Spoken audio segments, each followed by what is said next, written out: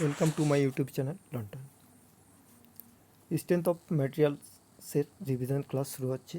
এই ক্লাসগুলি WBPSC, SSC, JE, RRB, JE এবং বিভিন্ন সিভিল ইঞ্জিনিয়ারিং, জুনিয়র ইঞ্জিনিয়ারিং যে এক্সাম হয় সেগুলির জন্য কিন্তু খুব হেল্পফুল হবে।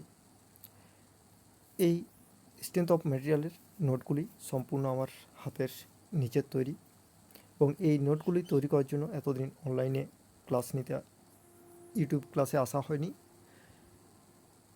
এই নোটগুলি কিন্তু তোমরা খাতাতে বা এই ভিডিও দেখে নোট করে নিতে পারো। এগুলো খুব গুরুত্বপূর্ণ এবং ইম্পর্ট্যান্ট ইনফরমেশান আছে এই নোটগুলির মধ্যে, বা এই নোটগুলি আমি পরে কিন্তু পিডিএফ দিয়ে দেবো টেলিগ্রাম চ্যানেলে পরে। তাহলে রিভিশন ক্লাস শুরু করা যাক। Mechanical properties of material. First আছে স্ট্রেংথ। তাহলে স্ট্রেংথ কি? কোনো বস্তুর উপর যদি এক্সটার্নাল ফোর্স প্রয়োগ করা হয় তাহলে বস্তুটির শেপ অ্যান্ড সাইজ চেঞ্জ হয়, কিন্তু এই শেপ অ্যান্ড সাইজটাকে ইন্টারনাল রেজিস্ট্যান্স একটা বস্তুর মধ্যে ইন্টারনাল রেজিস্ট্যান্স কাজ করে, যেটা শেপ অ্যান্ড সাইজ যে চেঞ্জ হয় এটাকে প্রতিরোধ করার চেষ্টা করে। এই যে ইন্টারনাল রেজিস্ট্যান্স, এটাকেই বলা হয় স্ট্রেংথ।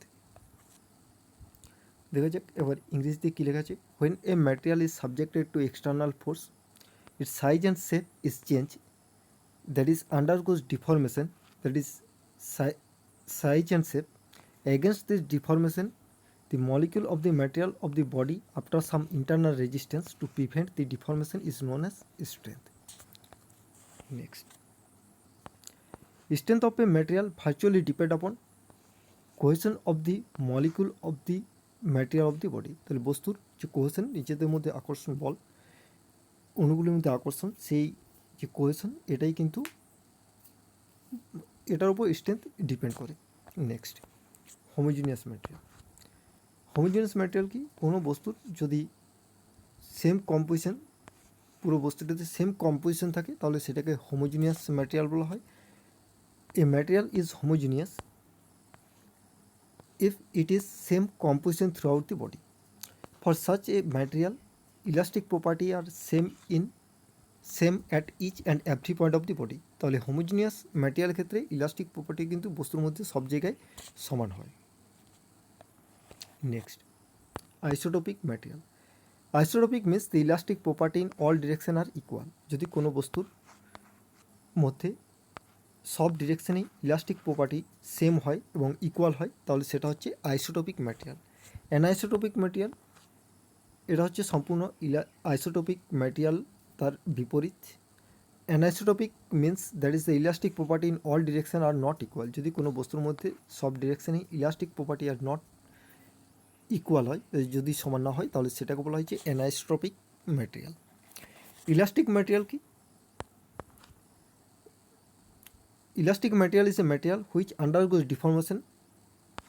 যদি কোনো বস্তুর উপর ফোর্স প্রয়োগ করা হয়, ফোর্স প্রয়োগের ফলে বস্তুটির ডিফর্মেশন হবে, এবং ফোর্স যখনই রিমুভ করা হয়ে যাবে বা সরিয়ে নেওয়া হবে বস্তুটির উপর থেকে, বস্তুটি পুনরায় আগের অবস্থায় ফিরে চলে আসবে।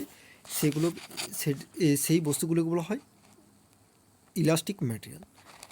ওটাই এখানে লেখা আছে, elastic material is a material undergoes deformation when subjected to external force up to a certain limit such that deformation disappear at removal of the force. Next, elastoplastic material. এখানে বোঝা যাচ্ছে an elastoplastic material is a material which is undergoes deformation when subjected to external force such that the deformation passes disappear on the removal of the force and permanent deformation remain after removal of the force. তাহলে ইলাস্টোপ্লাস্টিক material হচ্ছে কোনো বস্তুর উপর যদি force প্রয়োগ করা হয় এবং ডিফরমেশন ঘটবে, এবং ফোর্স যদি রিমুভ করে নেয় বা সরিয়ে নেওয়া হয়, তাহলে বস্তুটির কিছুটা পরিমাণ অংশ আবার আগের অবস্থায় ফিরে আসবে এবং কিছুটা পার্মানেন্ট ডিফরমেশন হয়ে থেকে যাবে। এই ধরনের যে বস্তু বা ম্যাটেরিয়ালগুলোকে বলা হয় ইলাস্টোপ্লাস্টিক ম্যাটেরিয়াল। প্লাস্টিক ম্যাটেরিয়াল কোনগুলি? কোনো বস্তুর উপর যদি ফোর্স প্রয়োগ করা হয়, বস্তুটির ডিফরমেশন বা শেপ অ্যান্ড সাইজ চেঞ্জ হবে, আর যদি তারপরও ফোর্সটাকে যে এক্সটার্নাল ফোর্স সেটা রিমুভ করে নেওয়া হয় বা সরিয়ে নেওয়া হয় বস্তুটার ওপর থেকে, তাহলে বস্তুটি আগের অবস্থায় ফিরে আসবে না। এই বস্তুগুলিগুলো হয় প্লাস্টিক ম্যাটেরিয়াল।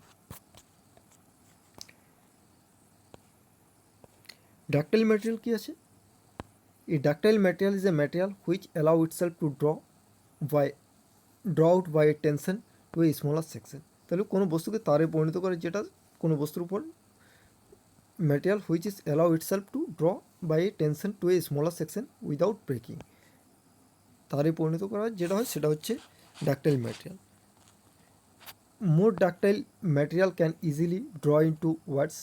তো যে বস্তু মোর ডাকটাইল ম্যাটেরিয়াল, যে বস্তু ডাকটাইল প্রপার্টি বেশি হবে সেটা কিন্তু সহজেই ওয়্যারে পরিণত করা যাবে।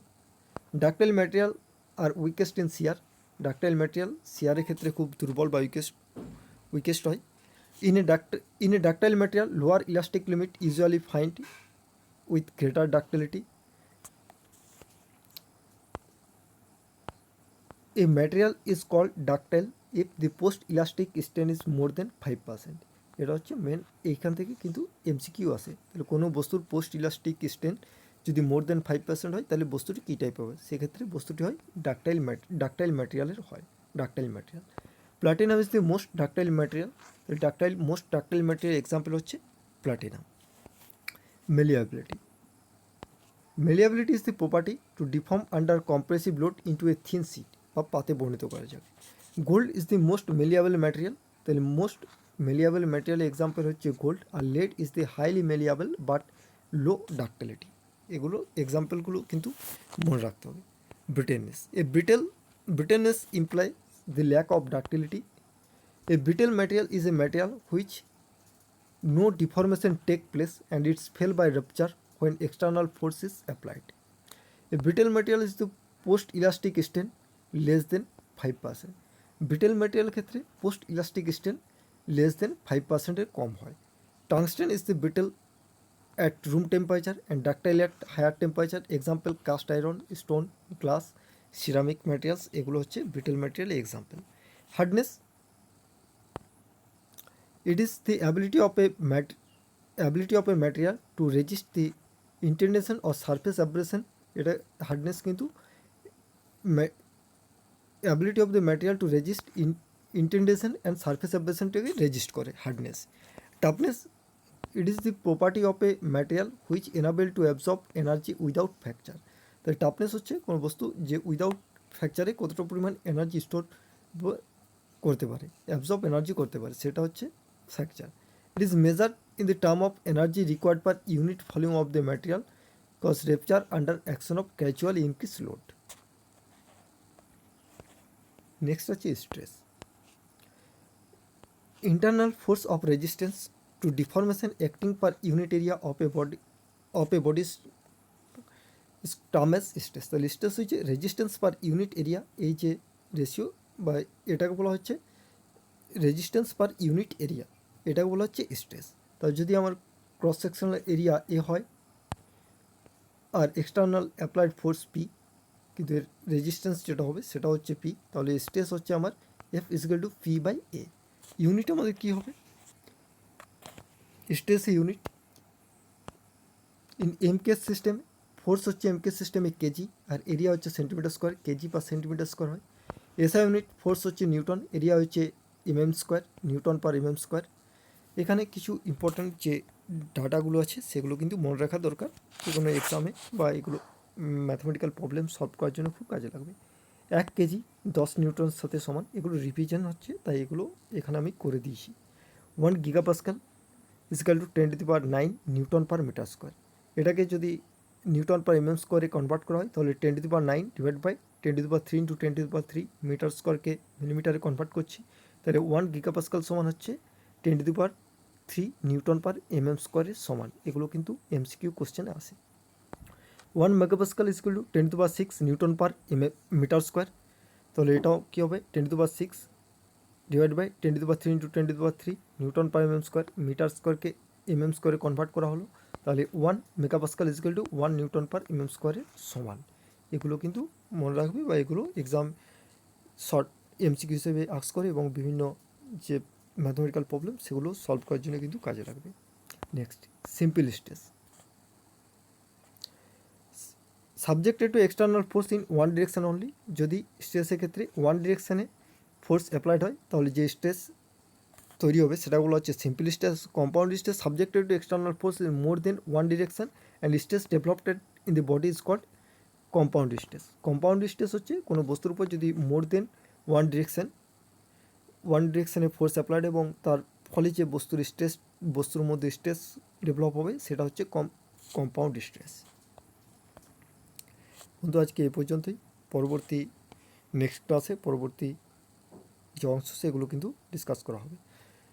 ভিডিওটি ভালো লাগলে অবশ্যই লাইক অ্যান্ড শেয়ার করো এবং বন্ধুদের মধ্যে চ্যানেলটি এবং